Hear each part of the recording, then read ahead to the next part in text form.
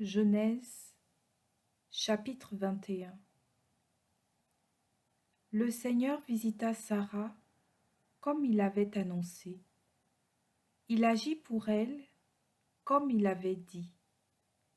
Elle devint enceinte et elle enfanta un fils pour Abraham dans sa vieillesse, à la date que Dieu avait fixée.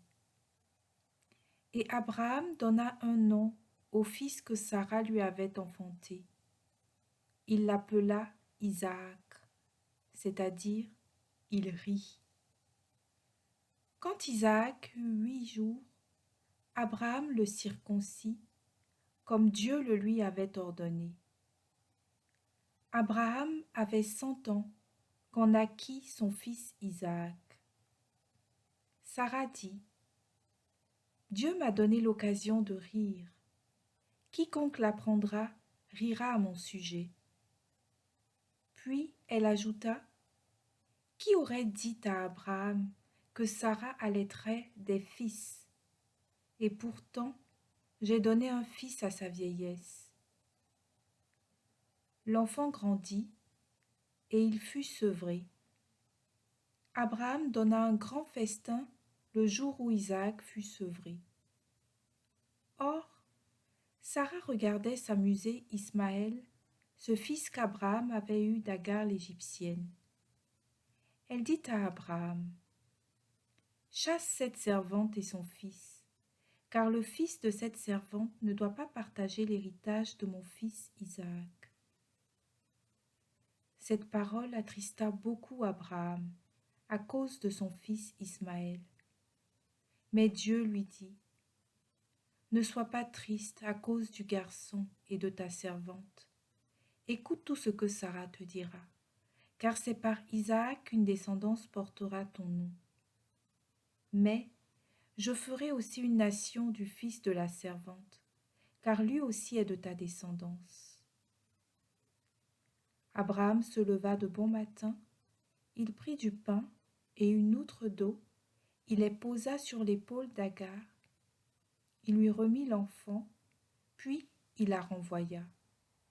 Elle partit et alla errer dans le désert de Beer-shéba. Quand l'eau de l'outre fut épuisée, elle laissa l'enfant sous un buisson et alla s'asseoir non loin de là, à la distance d'une portée de flèche. Elle se disait, « Je ne veux pas voir mourir l'enfant. » Elle s'assit non loin de là, elle éleva la voix et pleura. Dieu entendit la voix du petit garçon, et du ciel, l'ange de Dieu appela Agar. « Qu'as-tu, Agar? Sois sans crainte, car Dieu a entendu la voix du petit garçon, sous le buisson où il était. Debout, prends le garçon, et tiens-le par la main, car je ferai de lui une grande nation. » Alors, Dieu ouvrit les yeux d'Agar, et elle aperçut un puits.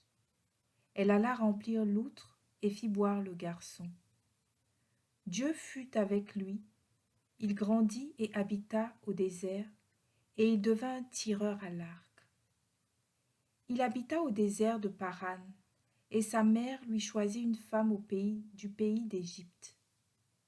En ce temps-là, Abimélec, accompagné de Picol, le chef de son armée, vint dire à Abraham, « Dieu est avec toi en tout ce que tu fais.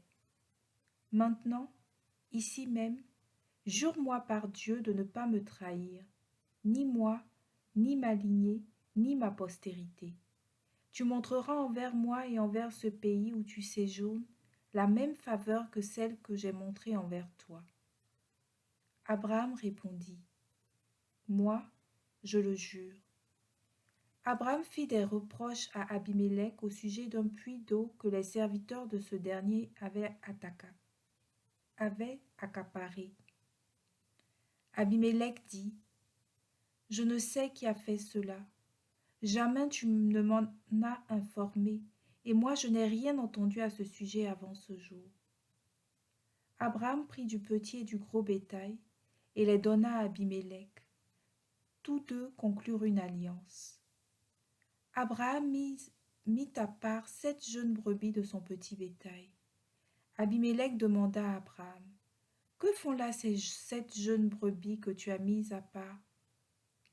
Abraham répondit, « C'est pour que tu les reçoives de ma propre main et qu'elles soient un témoignage de ce que j'ai moi-même creusé ce puits. » C'est pourquoi on appela ce lieu Beersheba, c'est-à-dire le puits du serment, car tous deux y avaient prêté serment.